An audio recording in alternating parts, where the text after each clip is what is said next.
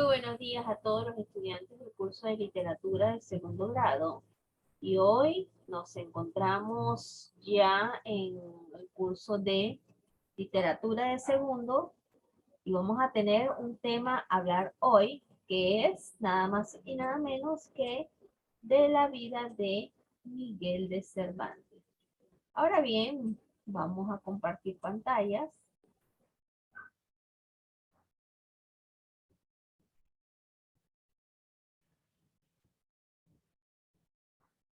Un momentito.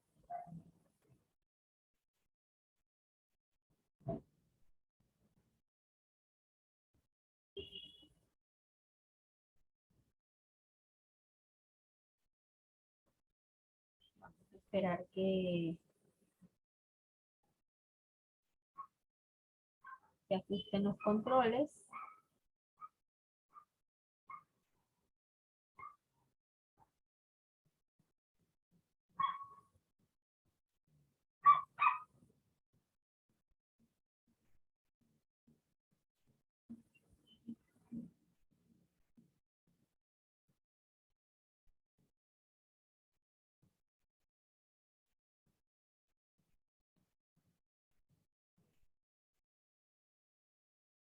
Y nos encontramos posicionados en el tema de hoy que trata de Miguel de Cervantes. Y para ello, pues en la siguiente lámina tenemos que Miguel de Cervantes, sexto de los 7 hijos del matrimonio de Rodríguez de Cervantes Saavedra y Leonor de Cortinas, nació en Alcalá. Y por ende, pues, su nacimiento ocurrió el 29 de septiembre, el día de San Miguel. Y el 9 de octubre de 1547, fecha en que fue bautizado en la parroquia de Santa María la Mayor, tenemos que su padre, la familia de su padre conocía la prosperidad, pero su abuelo Juan, graduado en leyes por Salamanca y juez de la Santa Inquisición, pues abandonó el hogar y comenzó una errática, disipada vida, dejando a su mujer y el resto de sus hijos en la indigencia, por lo que el padre de Cervantes se vio obligado a ejercer su oficio de cirujano barbero, lo cual convirtió a la infancia del niño en una incansable peregrinación por las más populosas ciudades castellanas. Entonces, aquí vamos a hacer un paréntesis y podemos observar pues que Miguel de Cervantes pues era uno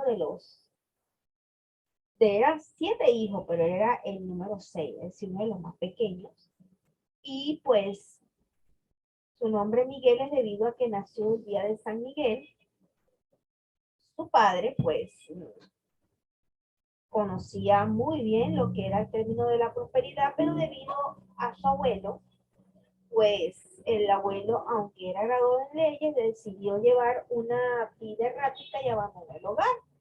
Entonces, esto hizo que, pues, la mujer y el resto de sus hijos cayeran en indigencia, por lo que el padre de Cervantes, pues, se vio obligado a ejercer el oficio de cirujano barbero, y así pues Cervantes conoció lo que es esta incansable vida de peregrinación.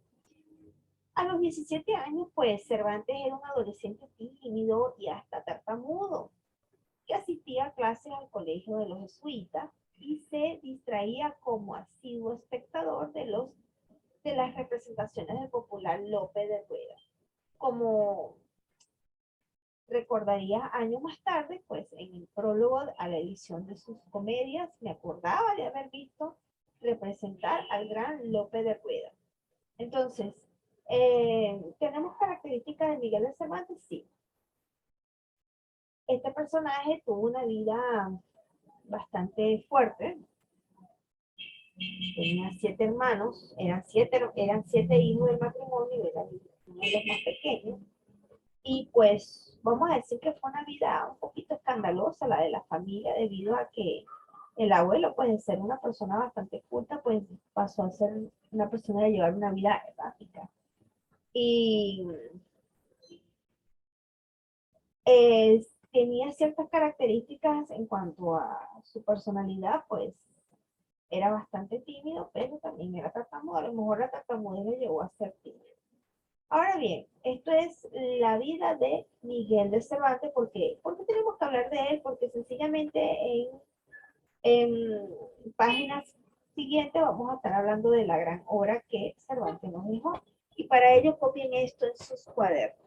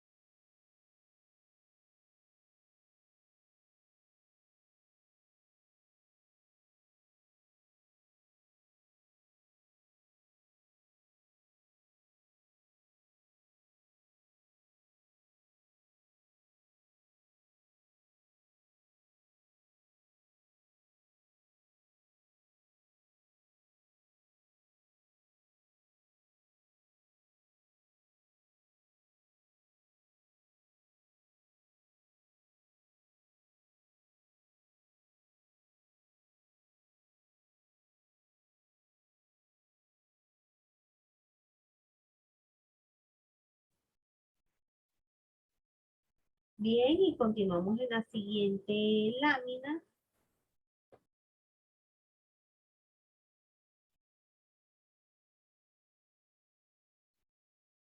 En 1551, la hasta entonces pequeña y tranquila villa de Madrid había sido convertida en capital por Felipe II, por lo que en los años siguientes la ciudad quintuplicaba su familia y población. Y llevados nuevamente por el afán de prosperar, los Cervantes se trasladaron en 1566 a la nueva capital. No se sabe con certeza que Cervantes hubiera asistido a la universidad, a pesar de que su obra mostró familiaridad con los usos y costumbres estudiantiles.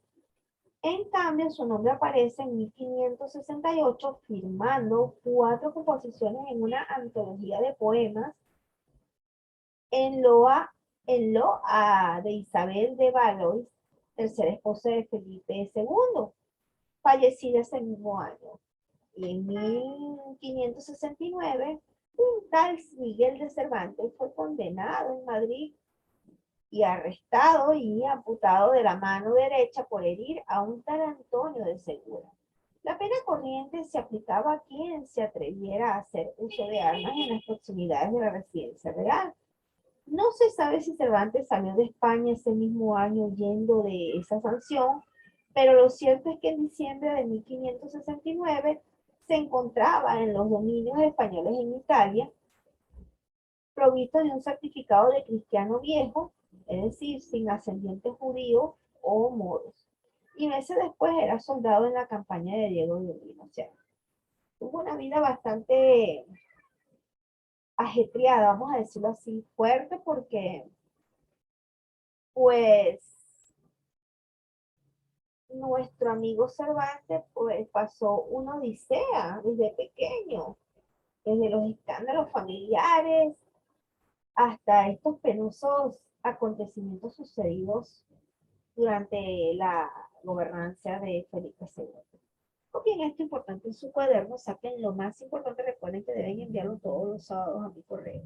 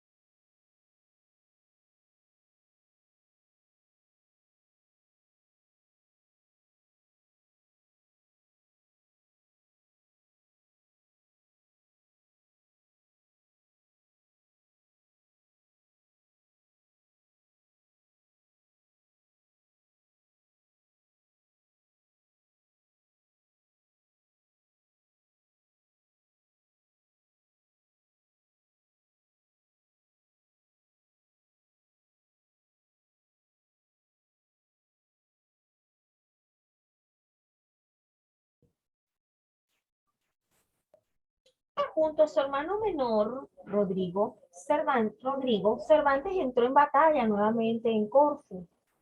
También al mando de Juan de Austria, y en 1573 y 1574 se encontraba en Sicilia y en Nápoles, donde mantuvo relaciones amorosas con una joven a quien él llamó Silena. En sus poemas, y de la que tuvo un hijo, entonces es posible que pasara por Génova a las órdenes de Lope de Figueroa, puesto que la ciudad Ligur aparece descrita en el licenciado Villiera, y finalmente se dirigiera a Roma, donde frecuentó la casa del cardenal Acquaviva, a quien dedicaría la Galatea. Conocido suyo, pues, se piensa pues que él estuvo en Madrid por su propia cuenta, y habría cumplido algunas misiones y encargos. Y pues fue la época en que Cervantes se propuso conseguir una situación social y económica más elevada dentro de la milicia con el cargo de alférez o capitán, para lo cual obtuvo dos cartas de recomendación ante Felipe II, firmadas por Juan de Austria y por el virrey de Nápoles, en las que se certificaban su valiente actuación en la batalla de Lepanto. Con esta intención, pues, los Cervantes se embarcaron en la goleta Sol, que partió de Nápoles el 20 de septiembre de 1575, y lo que debía ser un expeditivo regreso a la patria, pues se convirtió en el principio de una infortunada y larga peripecia. A poco de zarpar la goleta se extravió tras una tormenta que la separó del resto de la flotilla y fue abordada a la altura de Marsella por tres corsarios berbericos al mando de un albanés renegado de nombre Arnautema. Entonces, podemos ver que aunque Cervantes quiso volver a recuperar su estatus social a través de la milicia, con cartas de recomendaciones muy buenas, tuvo la mala suerte que cuando se va a embarcar, resulta que sencillamente la embarcación se separa del resto de la flota y fue abordada por tres corsarios barberiscos. Entonces, aquí vemos otra vez cómo se dice la mala racha de Cervantes.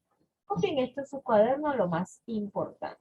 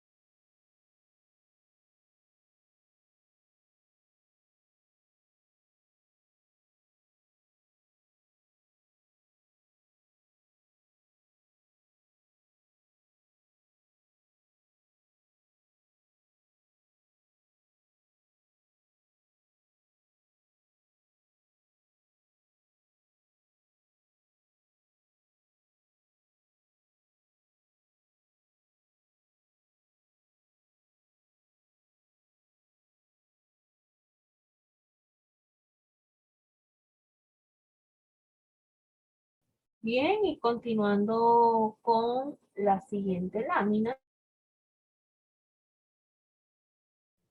continuando con la siguiente lámina,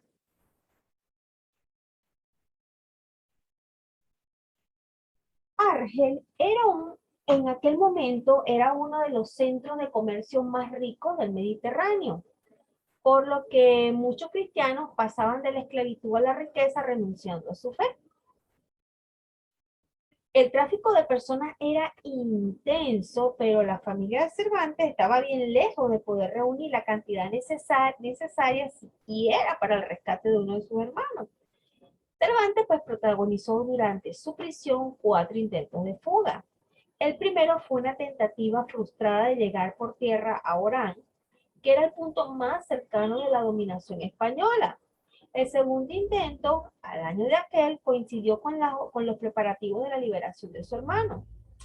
En efecto, Andrea y Magdalena, las dos hermanas de Cervantes y de quienes se supone que ejercían la prostitución, mantuvieron un pleito con un madrileño rico llamado Alonso Pacheco Pastor, durante el cual demostraron que debido al matrimonio de este, sus ingresos como barraganas se verían mermados.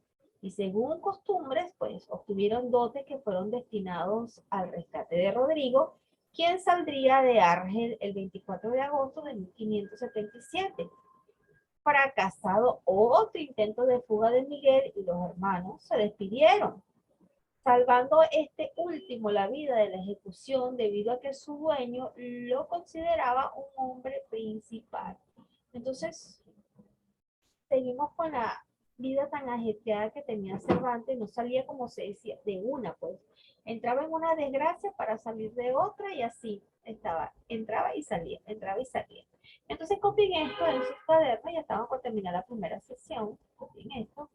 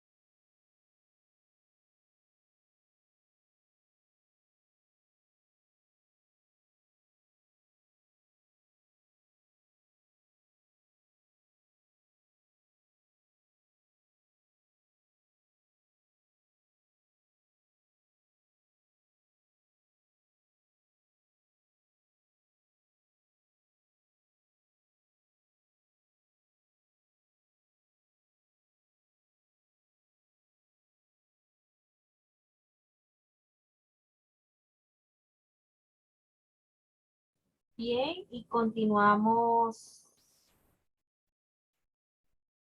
Espero que hayan apuntado. Recuerden que el tiempo que le doy es para que apunten en sus cuadernos. Está bien, Diana, no te preocupes. Estamos hablando de Miguel de Cervantes, y es un tema bastante interesante de lo que es este, esta gran obra. Y por acá, pues, seguimos que a los 37 años, pues, Cervantes se casó y su novia Catalina de Salazar y Palacio era de una familia de Esquivias, un pueblo campesino de La Mancha, y tenía solo 18 años. No obstante, no parece haber sido una unión bajo el nombre del amor. Dice antes, el escritor había acabado su primera obra importante, La Galatea, una novela pastoril al estilo puesto en boga por la Arcaya de San Nazaro 50 años atrás. El editor Blas de Robles le pagó 1.336 reales por el manuscrito, y esta cifra, nada despreciable, y la buena acogida y el relativo éxito del libro animaron a Cervantes a dedicarse a escribir comedia, aunque sabía que mal podía competir. Todavía respetuoso de las normas clásicas, con el nuevo modo de Lope de Vega, bueno, se hizo dueño absoluto de las escenas españolas, y las dos primeras, que fue La Comedia de la Confusión y El Tratado de Constantinopla y Muerte de Salín, que fueron escritas en 1585 y desaparecidas ambas obras. Estos obtuvieron relativos éxitos en sus representaciones, pero Cervantes fue vencido por el vendaval lopesco, y a pesar de las 20 o 30 obras, de las que solo conocemos 9 títulos y 2 textos, pues se presume que alrededor de 1600 había dejado de escribir comedias, actividad que retomaría al fin de su vida. Entonces, vemos que, bueno, Cervantes se casa pues, por conveniencia, porque no había amor, y decide pues dar rienda a su inspiración y crea la obra La Galatea, una novela pastoril, y bueno, le pagan una cantidad considerable por estos manuscritos, y ahí donde Cervantes se empieza como a emocionar. Wow, empieza a redactar, escribir y crear. Entonces, crea varias obras, pero solamente se conocen, hasta hace poco, se conocen solamente 9 títulos y 2 textos, y una de sus más maravillosas obras que la vamos a conocer en la próxima sesión. Entonces, traten de apuntar lo más importante de esta lámina.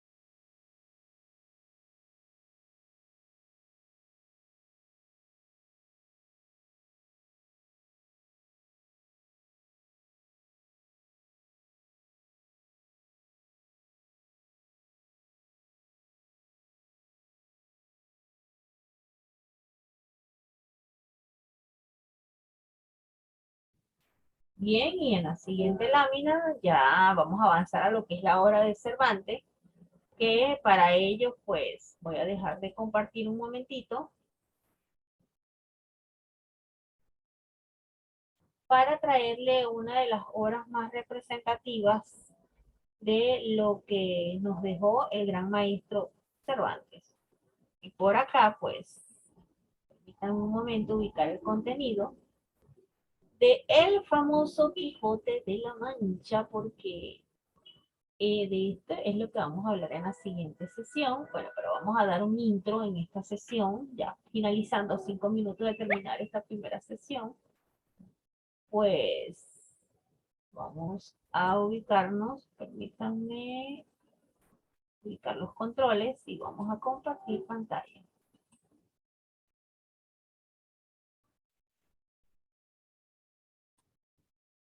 Y por acá tenemos El Quijote de la Mancha, que es una de las grandes obras de Miguel de Cervantes, y es que Don Quijote soy y mi profesión la de andante caballería. Son mis leyes el deshacer en tuerto, prodigar el bien y evitar el mal. Huyo de la vida regalada, de la ambición y la hipocresía, y busco para mi propia gloria la senda más angosta y difícil. ¿Es eso de tontos y mentecatos? Son palabras del Don Quijote. Y con ello, pues, vamos a dar un intro de lo que es la sesión. Dame un momentito que avance demasiado, diría yo.